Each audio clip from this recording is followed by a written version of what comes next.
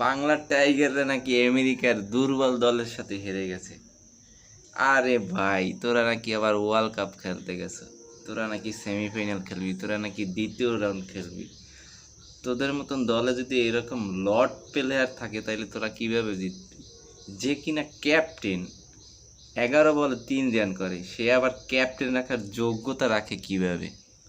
যেখানে আমাদের রয়েছে সাইফুদ্দিন, মিরাজ, যাকে কিনা সাকিব আল হাসানের পরেই দ্বিতীয় অলরাউন্ডার হিসেবে বিবেচনা করা হচ্ছে, যে সাকিবের স্থানটা ধরে রাখবে মিরাজ, ক্যাপ্টেন হওয়ার যোগ্যতা রাখে মিরাজ, সেই জাতীয় দলে নাই। আরে ভাই, তোরা কিসের সিলেক্টর? তোরা গাজা খাইয়া টিম সিলেক্ট করস? হায়, তোরা আবার ওয়ার্ল্ড কাপ খেলতে গেছো। লর্ড লিটনরে আর কত সুযোগ দিবি?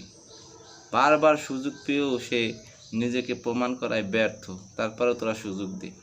নতুন ওপেনার নে, বাংলাদেশে নতুন প্লেয়ার নাও, ওপেনারে কি অভাব আছে? যেখানে সাকিব আল হাসান বলে জিম্বাবু আর ইউএসের সাথে প্রস্তুতি নিয়ে আমাদের বিশ্বকাপ খেলা এটা একটা হাস্যকর বিষয়। আরে ভাই, তোরা জিম্বাবু আর ইউএসের সাথেই তো জিততে পারিস না, তুই আবার স্যাগাই বলো হাস্যকর বিষয়।